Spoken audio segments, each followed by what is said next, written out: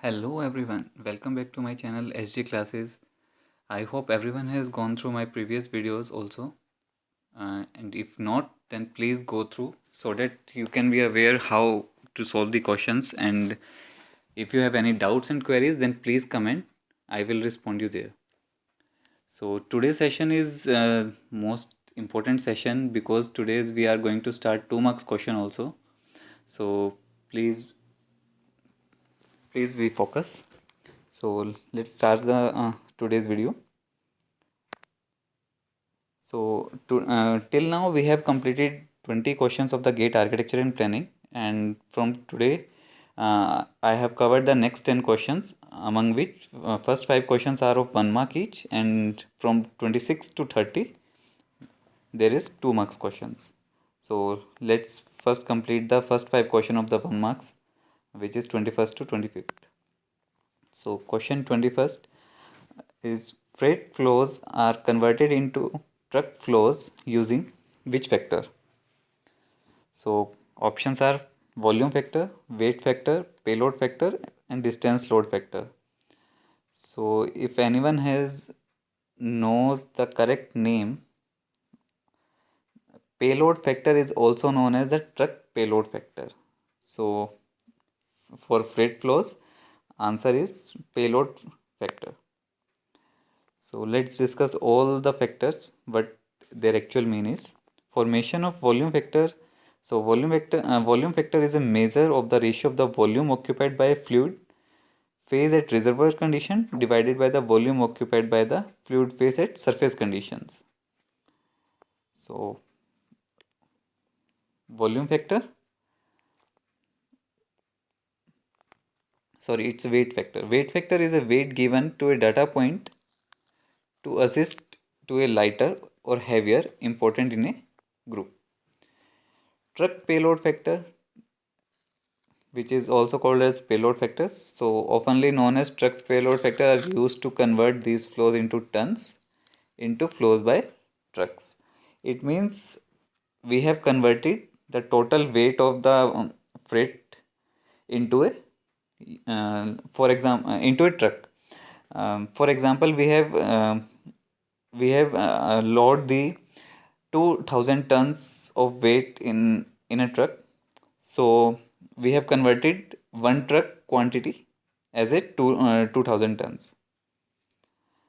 So distance load factor may be described as the load that is actually carried compared to the maximum load that could be carried into a load unit such as vehicle. So same that distance load factor. So let's move to the next question. Rebound hammer test is used to measure options: permeability of concrete, bond stress between rebar and concrete, compressive strength of concrete, and tensile strength of concrete. If you know the rebound hammer, there are another names of the rebound hammer also. It's called Schmidt hammer, Swiss hammer, rebound hammer also, or a concrete test hammer. So for concrete test hammer, rebound test hammer is used to measure the compressive strength of concrete. So option is C.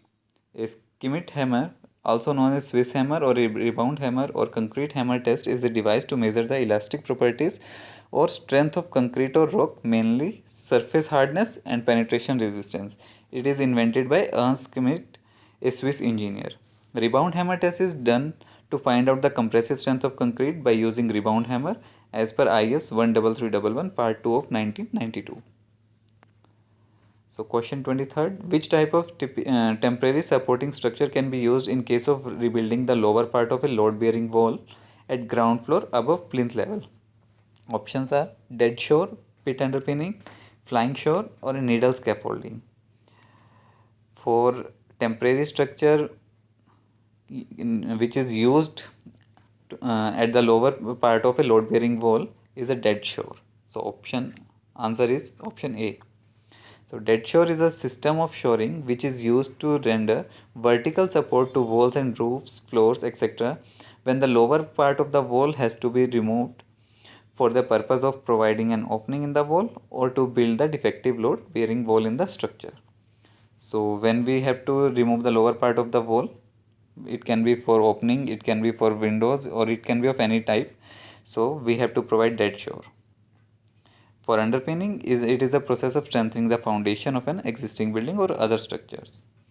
A flying shore consists of wall plates, struts, staining pieces, horizontal shores, needle weights, and cleats.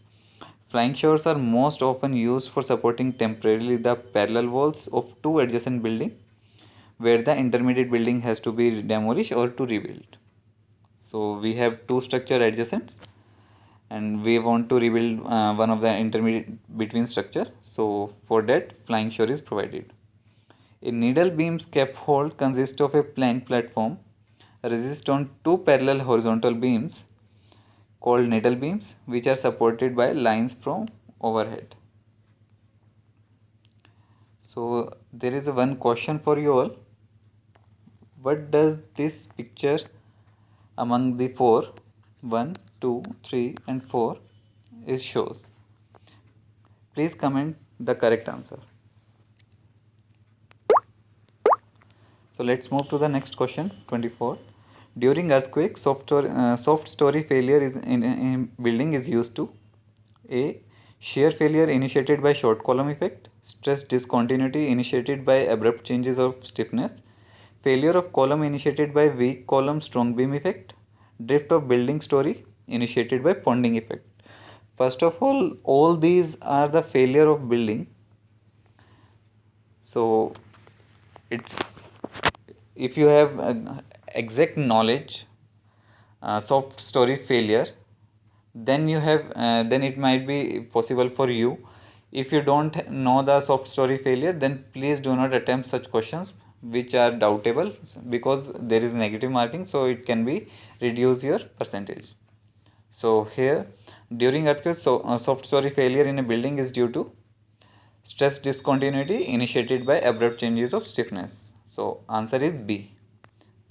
Let's discuss for RCC buildings. Inappropriate designs such as soft and weak stories, strong beam, weak column effect, short column, hammering, unconfined gable wall, and in plane out of plane movement of the walls causes damages. So these are the main reasons of the failure in RCC buildings.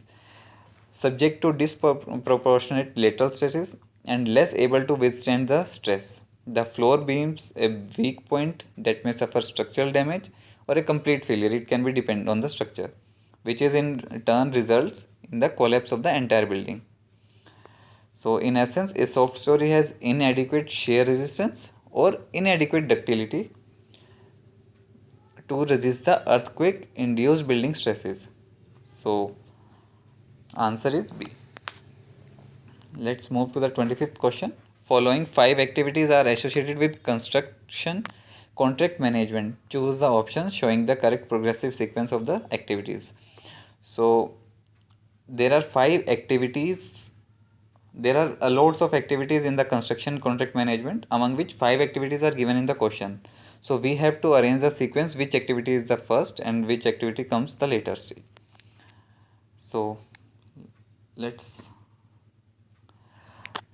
if you know this question, then it may be the easiest question to solve, and if you don't know, then try to solve the question from the answers. So let's make the actual procedure for solving this question. Firstly, there are 5 activities. Let's read the activities. Opening of bid, submission of security deposit, publication of notice inviting tender, issuance of letter of intent, which we also call letter of award, and submission of earnest money deposit, EMD. So the correct sequence is, firstly we have to invite the bidders. So we have to make a notice inviting tender first. So R is first. Once we invite the bidders, then they have to submit the earnest money, which is T. Then they have to submit the earnest money for the tender. After submitting the earnest money, then the client will open the bid, those who submit the earnest money. So P is the third option. After opening of the bid, then there are other activities also happening in between these activities. So after opening the bid, there is negotiation meeting, there is a pre-tender meeting, so that if there are any queries for the bidder, then the client will discuss and make the solutions. Then next will be the letter of award. After completion of the negotiation meeting and getting the bid from the bidders, then letter of award or letter of intent will be given by the employer to the contractor or bidder, that we are completed the process and you are the successful bidder for completing the project. So then that contractor will have to start the project. So letter of intent is given to the bidder, and after that letter of intent, bidder has to submit the security deposit so that he can initiate the project or commence the project. So question, this one is the fifth. So RTPSQ C is the correct option. If you don't know this sequence, then you just have to see the options. So see these first options, R or S. Either this one is the first sequence or this one is the first sequence. So read this sequence: issue of letter of intent and publication of notice inviting tender. So if you have just small basic knowledge also, then issuance of letter of intent is not the first activity. Before notice inviting tender, no one has given the letter of intent. So these options can be easily cut, and then you have only two options left, A and C. Then you have to then you have 50% answers available, and you can go further from the same. So answer is C. So up to 25th there is one mark question. After 25th, from 26 onward, we will solve the 2 marks question, and let's see how 2 marks question to be solved. So there are two groups given. First is acronyms, and then there are particulars. These acronyms are related to there that can be given in the group 2. So let's see. LCA. LCA means life cycle analysis. Life cycle analysis means from the starting to the end of the product, there is uh, complete evaluation to be done. What are the things which are initiated from the starting of the product, then how to develop the product, and after the life of the product, what will be the happens. So LCA is life cycle analysis, which means cradle to grave. Cradle to grave means from the birth to the end. So LCA is related to cradle to grave. IPCC is Intergovernmental Panel on Climate Change, which relates to the climate change, which is easily given. So Q is related to 3. I hope lead, everyone's know what is lead and where the lead is used. So lead is a leadership in energy and environmental design. It is a building certification system for the green buildings. LEED, IGBCs, GRIHA. So these are the green building rating systems. So building certification system is related to LEED, and MTO is related to, it's a hydrological assessment tool. So C, P5, Q3, so R4, S1. So answer is D.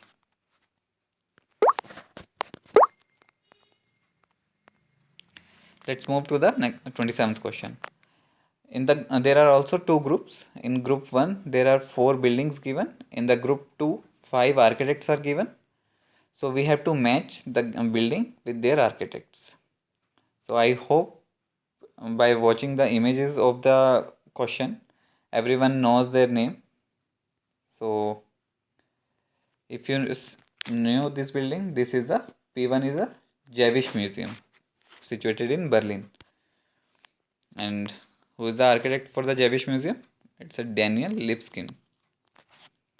In the option 2, it's everyone easily can identify this building. It's a One World Trade Center, New York, designed by David Childs.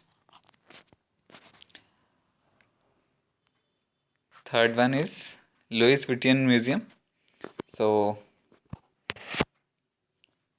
it is designed by Frank Gehry. It is situated in Paris. And the last one is 30 Saint Mary X.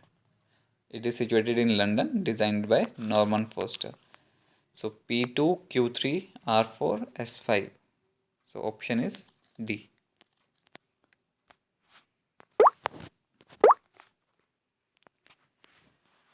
So if you all see, this one is a World Trade Center designed by David Childs. Saint Mary X London designed by Norman Foster. Louis Vuitton Foundation in Paris designed by Frank Gehry. And the Jewish Museum in Berlin designed by Daniel Lipskind. So answer is D. Let's move to the next question. Question 28. There are 4 heritage conservation charters are given. So we have to match for these charters which are the focus areas in the which is given in the group 2. So Washington Charter is related to the conservation of heritage towns. You can easily identify how to remember this. Washington, ton means ton and town. These are the similar rhyme words, so you can easily relate with the conservation of heritage towns. Next one is a Florence Charter. Florence, you can remind it with flowers.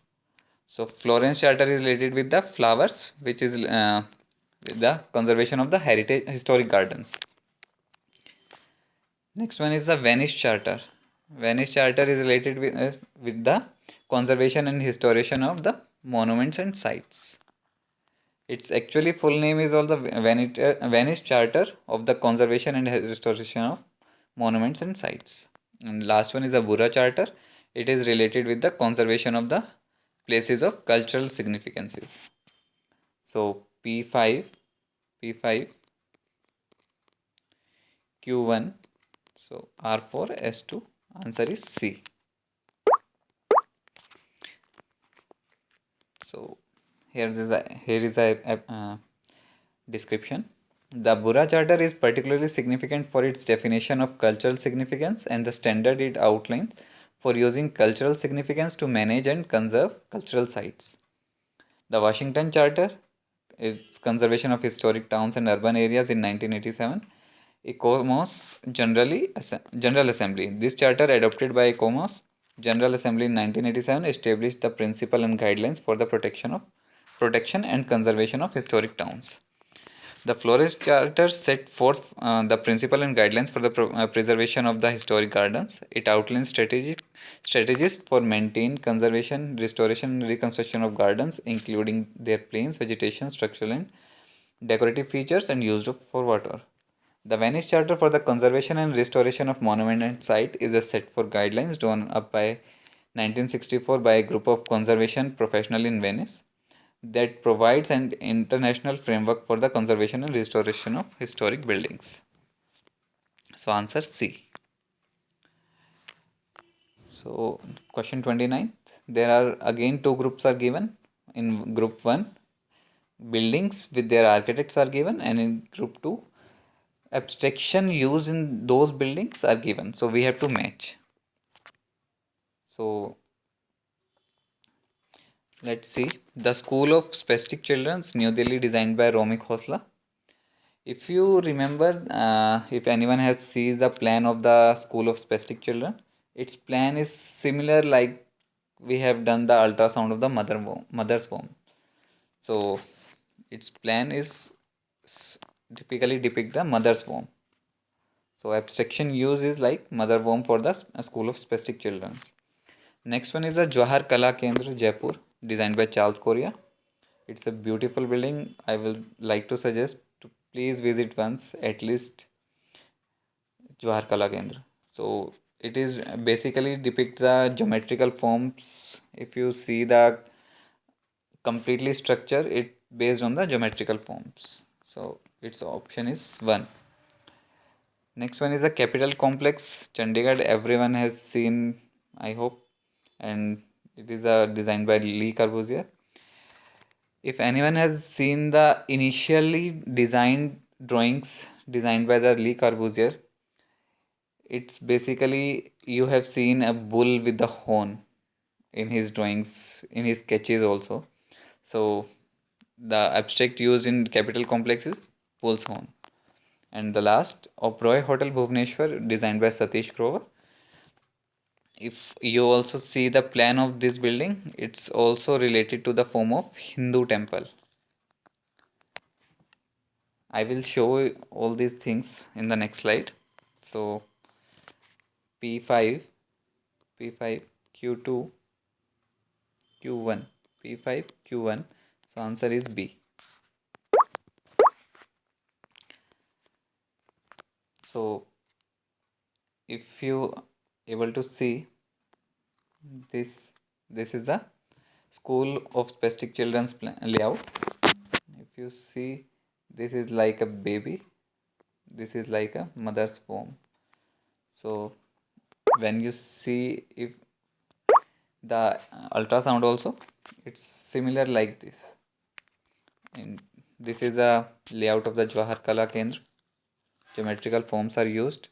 If you see circles, rectangles, squares, it's a Navgraha Mandal, 9 squares are there. So Capital Complex, Chandigarh, if everyone has seen this, and Oberoi Hotel, Bhubaneswar. Its plan is similar like the Hindu temple. So today's last question. And again, two groups are given. In group 1, gardens are given, and we have to identify the type of garden which is given in the group 2. So firstly, Shalimar Bagh, Srinagar. I hope mostly of you know the Mughal gardens, and we have two beautiful Mughal gardens in the Srinagar area, which is Shalimar Bagh Garden and the Nishad Garden. So Nishad Garden, Shalimar Bagh Garden, it's both are Mughal gardens. Next one is the Firoz Shah Mehta Garden, Mumbai. If anyone has remember the shoe house in India, it is also situated in this garden. So Firoz Shah Mehta Garden is is a hanging garden. Lal Bagh Garden, Bangalore. Mostly everyone can easily identify this. Bangalore is famous for the botanical garden, which actual name is Lal Bagh Garden. So botanical garden is Lal Bagh Garden. And Nekchand Garden, I hope everyone has know Rock Garden in Chandigarh. So Nekchand Garden is rock type garden. Let's see gardens images. So this is the plan of Shalimar Bagh Garden in Srinagar. So same Char Bagh concept. So Mughal garden is next one is a hanging garden. This one is hanging garden in Mumbai.